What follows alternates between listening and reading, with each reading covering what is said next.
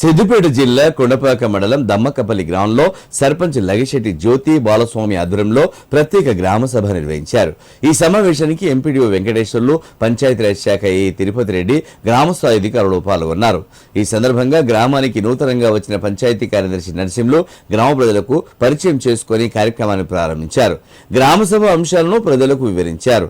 అనంతరం ఆయా శాఖల అధికారులు వారి వారి విధి విధానాలను, వారి శాఖల వల్ల ప్రజలకు ఉపయోగపడే అంశాలను వివరించారు.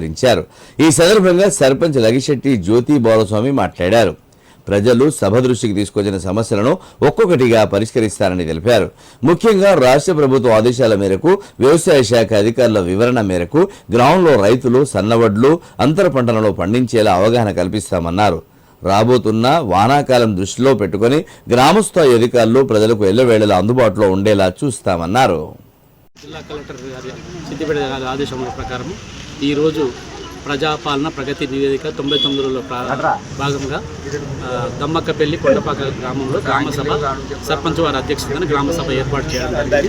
ఆ గ్రామసభలో ముఖ్యంగా మొత్తం వర్షాల సన్నద్ధత గురించి, సురక్షిత త్రాగునీరు గురించి,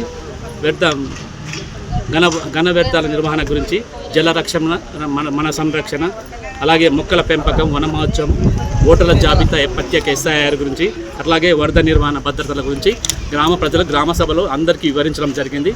అందరూ సహకరించి ఈ దమ్మక్కపల్లి గ్రామాన్ని సస్యశ్యామలంగా ఉంచాల్సిందిగా, వర్షాలు వచ్చినప్పుడు కూడా అందరూ జాగ్రత్తగా ఉండాలి. అట్లాగే గ్రామంలోని మురికి కాలువలు కూడా సర్పంచ్ గారి ఆధ్వర్యంలో చేపిస్తా అని చెప్పారు. అట్లాగే ప్రజలు అందరూ సహకరించి ఈ గ్రామాన్ని అభివృద్ధి చేయాల్సింది కోరుతున్నాను. ప్రజాపాలన ప్రగతి ప్రణాళికలో భాగంగా ఈ గ్రామ సభను నిర్వహించుకోవడం జరిగింది.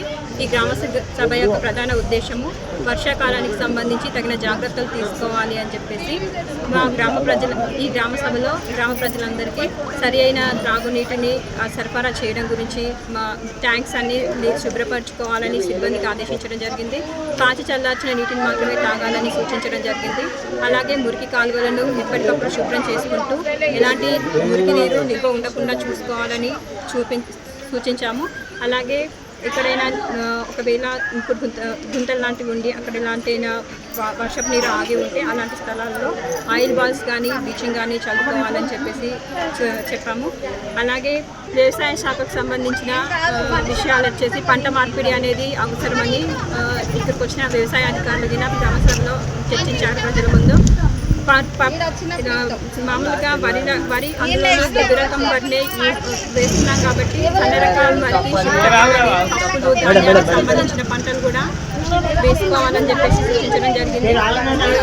వరికి సంబంధించి అవశేషాలు ఏమైనా ఉంటే వాటిని కాల్చకుండా వాటిని సేంద్రియ పదార్థంగా వాడుకోవాలని చెప్పేసి, ఒకవేళ అలా కాల్చడం వల్ల భూమి సారవంతాన్ని కోల్పోయి తర్వాతి తరాలకి పంటలు అనేటివి అంత మంచి దిగుబడి రాకుండా అవుతాయని, మంచి దిగుబడి రావాలి అంటే ఇప్పుడున్న జనరేషన్లో మనం భూమిని రక్షించుకుంటేనే తర్వాతి తరాలకి బాగుంటుందని సూచించడం జరిగింది.